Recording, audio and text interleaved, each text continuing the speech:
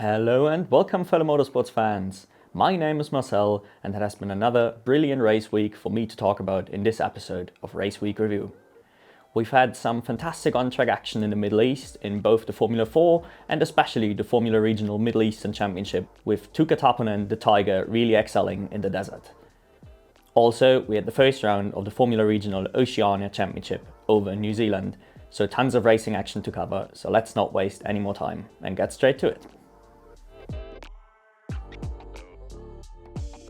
We begin with the second round of the Formula 4 UAE Championship, once again at Yas Marina, where the Prema boys once again were the class of the field, with Freddie Slater, Keen Nakamura Berta and Alex Powell dueling at the sharp end for a lot of it.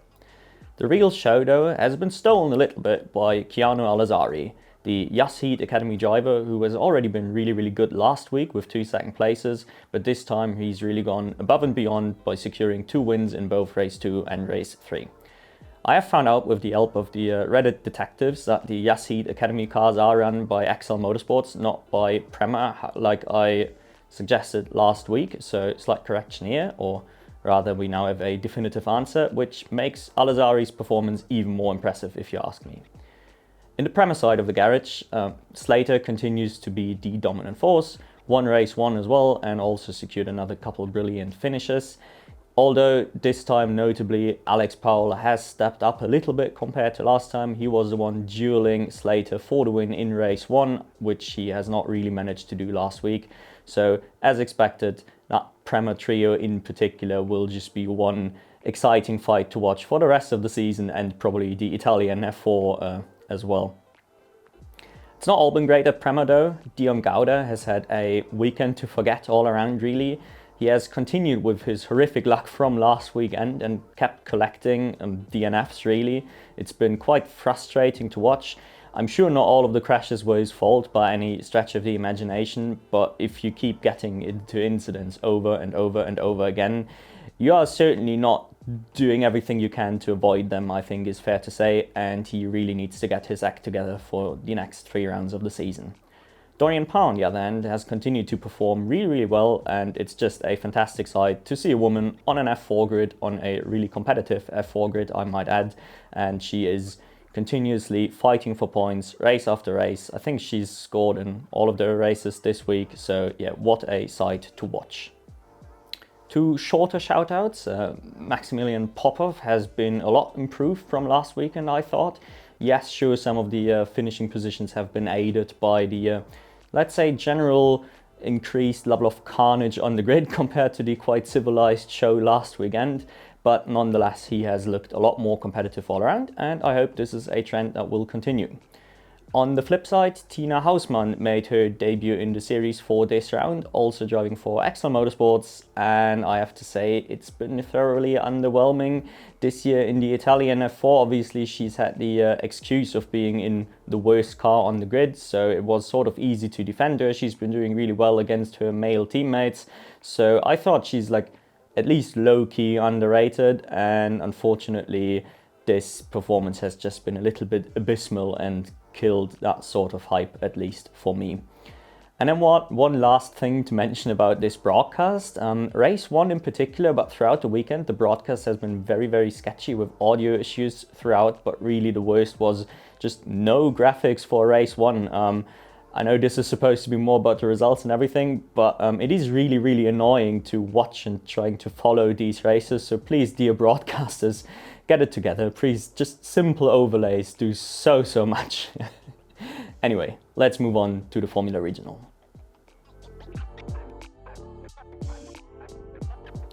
The Formula Regional Middle Eastern Championship has seen a ton more carnage than last week as well. It's been nowhere near the civilized affair from last weekend. And Tuukka Taponen, the Finnish Tiger, has by far stolen the show from everybody. It's been incredible to watch. The young Ferrari junior, in his first season in the car, I might add, has now managed to secure his 2 first wins in the category in race 1 and race 3. But it's not just about winning the races, it's about first of all, who he's been going up against and how he's been winning them. So to win both of those, he had to beat Martino Stenson, who's very experienced in the car after going toe-to-toe against Kimi Antonelli in the Formula Regional European Championship last year. And also, I mean, yeah, so he's confident or familiar with the car. And it's not only that Taponen has beat him, it's that he's more or less destroyed him in these two races. It's been insane. As soon as Tuukka has hit the front of the field, he's just been gone.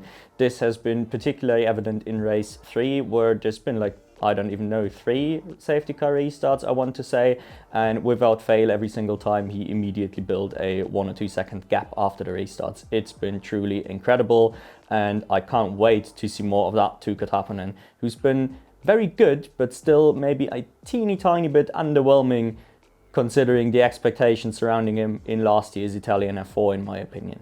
So this has been great. Now, his main rival this weekend has also not quite been the expected crowd of Stenson and Taylor Barnard. It's actually been Teo Final, the Spanish F4 champion, who he's already adapted well to the car last weekend. I believe I even mentioned it. But this weekend he also just stepped up another level, and it's really been him pushing Taponen in the races, and he also managed to win the reverse grid second race. So there we go. It looks like these two are going to be the protagonists of the title fight, in particular considering that both Stenson and Barnard obviously won't be able to do the full season. So yeah, if you enjoyed these races, get used to it, because there will be 3 more rounds of this coming up, hopefully.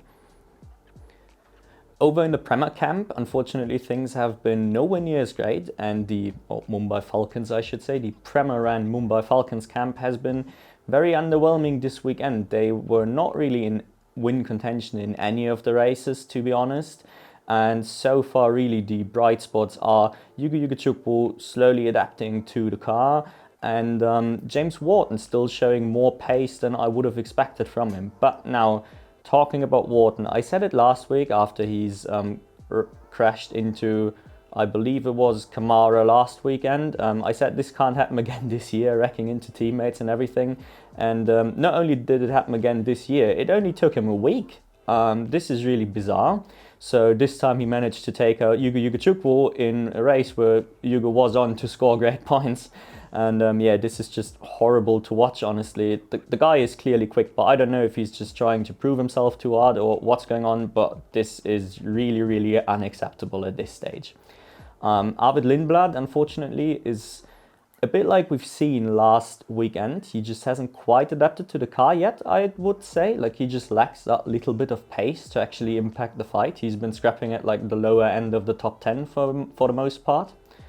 And then last but not least, Rafa Kamara, just unfortunately still his slightly underwhelming self, if I may say so. Obviously he's staying in FREC this year with the hopes of fighting for the title, that being the only, logical reason to stay for another year, honestly. And with a performance like this, I just don't see it happening. It's been a bit underwhelming, and I hope he gets it together.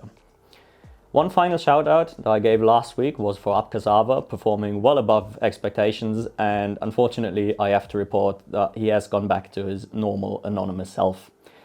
Anyway, let's move on to New Zealand. If you like this sort of content, then please consider leaving a like and subscribing to the channel. It would really help me a lot.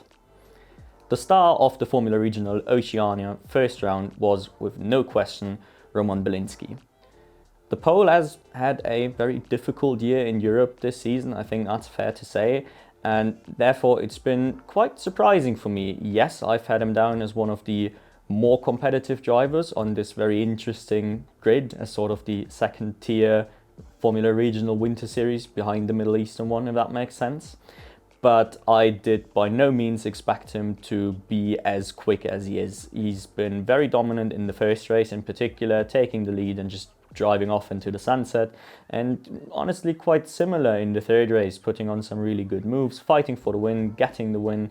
The only win he missed out on was the reverse grid second race, where he had to settle for P2, but honestly, yeah, he just didn't have any time, otherwise he would have gotten that one as well. It's truly been a fantastic weekend all around. His main competition was supposed to be Christian Mansell, and to be fair, he's done about as expected, aside from I would have expected him to be the winner and not just the runner-up, but he's been by far the second most competitive driver on the grid, so fair enough, can't really blame him too much. Maybe it's the car, we'll see in the coming weeks, I'd say. Now to some of the more interesting competitors, which is really the reason to watch this series. It's not as much about the one or two front runners, in my opinion, who just don't have that hard a job. Think about Charlie Wirtz last year, for example. I think it's more about like seeing a different midfield constellation for once, seeing what's going on there. And for example, one of the people that really got to shine was former Chinese F4 champion Gerard Ji, who, if you've seen GB3 last year, he's had a really rough time. Then again, he's been driving for hill speed, so I reckon that was not as much on him as you could assume. And he's shown this year, I would say. He's done quite well. He's even won the reverse grid race in pretty convincing fashion. That was really good. But honestly, more impressive to me is that he's just done really well in the midfield in all the other races. So yeah, those are sort of the results you'd expect from an F4 champion, even if it is just China, not the things he's shown in GB3 this year. In a similar vein, we have the very frustrating Shin, who is just Michael Shin, I should add, who is, he's got glimpses of pace. Sometimes he is really quick and he can have really good races, like he's shown in GB3, but for the most part, he is a bit anonymous and struggling to get the most out of his car. And so I am quite happy to report here he's also at least performed to expectations or better. He's shown some pace and it's been pretty good to watch. Another very interesting story, if you followed the USA F4 series last year, is the two title protagonists stepping up to this championship as well, with Woodstoff and Titus Sherlock competing against each other. And Patrick Woodstoff has shown what he's shown in the F4 USA, which is that he is the most competitive young driver in that region at the moment. He has shown Sherlock his place in most of these races. It's been quite good to watch, although he's had an unlucky, I believe, a mechanical related DNF in race 1, so the score unfortunately doesn't quite reflect his performance, but I thought he was quite solid. And then last but not least, there is Alex Crosby, who I did not know at all before. I've never seen the kid drive because he is a local driver apparently. I've looked it up and he's so far I think only competed in New Zealand, which would explain why I don't know him. But yeah, anyway, he was fighting for, let's say at the sharp end of the midfield. He was fighting for those sort of like best of the rest kind of slots around P5-ish. And he was even fighting for the win in the reverse grid race before eventually losing out to Gerard Ji. So that was really impressive for an unknown, pretty young driver, like age-appropriate driver. And I just wanted to give him that little shout out. Anyway, now it's your time to hit the comments. Let me know who impressed you most this time, and more importantly, what you think about Tuukka Taponen's form this weekend. Are you as impressed as I am, or do you think that was a bit of a one-off performance? Let me know down below. And otherwise, thank you all for watching, and I'll see you all next week.